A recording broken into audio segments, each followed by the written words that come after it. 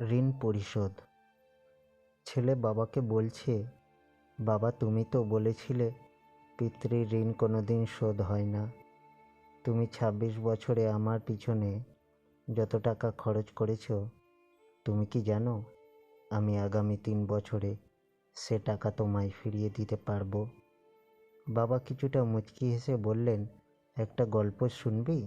ছেলেটা কিছুটা অপ্রস্তুত হয়ে গেল। নিচু স্বরে বলল, বলো বাবা, শুনবো। তোর বয়স যখন ৪, আমার মাসিক আয় তখন ৫,০০০ টাকা। ওই টাকায় সংসার চালানো কষ্ট বাড়ির কাউকে কখনো বুঝতে দিইনি। আমি আমার সাধ্যের মধ্যে সবসময় চেষ্টা করেছি তোর মাকে সুখী করতে।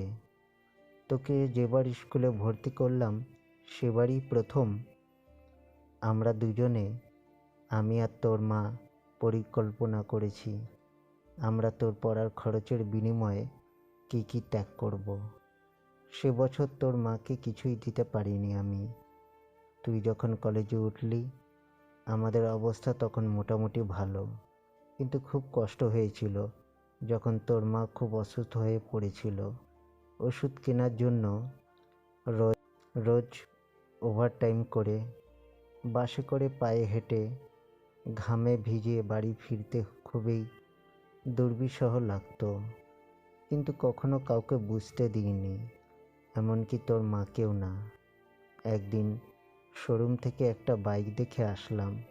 সে রাতে আমি স্বপ্নেও দেখেছিলাম আমি বাইকে চড়ে কাজে যাচ্ছি, কিন্তু পরের দিন তুই বায়না ধরলি ল্যাপটপের জন্য।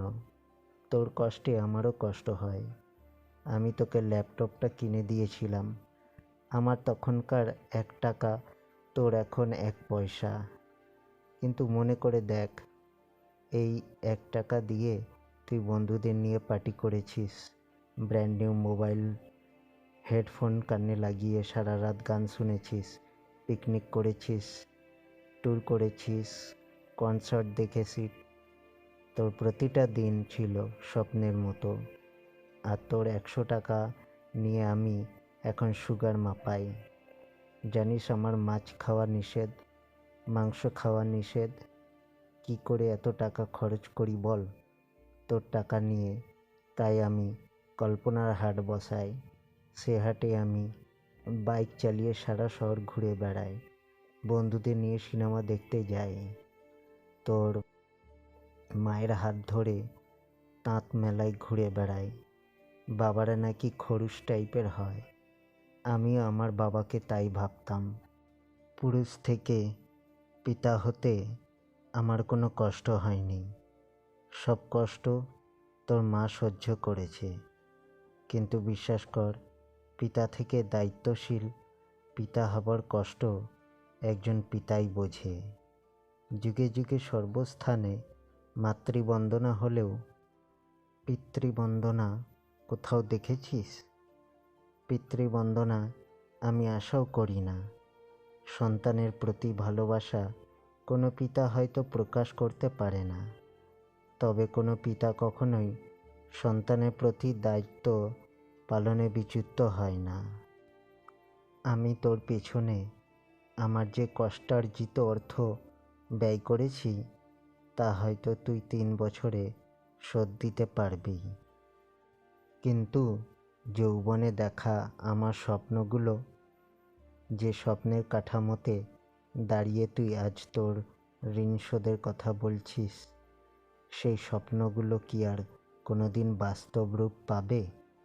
আর যদি বলিস, বাবা আমি তোমার টাকা না, তোমার ভালোবাসা তোমায় ফিরিয়ে দেব, তাহলে বলবো, বাবাদের ভালোবাসা কখনো ফিরিয়ে দেওয়া যায় না। তোকে একটা প্রশ্ন করি, ধর তুই, আমি আর তোর খোকা ৩ জন এক নৌকায় বসে আছি। হঠাৎ নৌকাটা ডুবতে শুরু করলো। যে কোনো একজনকে বাঁচাতে পারবি তুই, কাকে বাঁচাবি? ছেলেটা হাজারো চেষ্টা করেও এক চুল ঠোঁট নড়াতে পারছে না। উত্তর দিতে হবে না। ছেলেরা বাবা হয়, বাবা কখনো ছেলে হতে পারে না। পৃথিবীতে সবচেয়ে ভারী জিনিস কি জানিস? পিতার কাঁধে পুত্রের লাশ।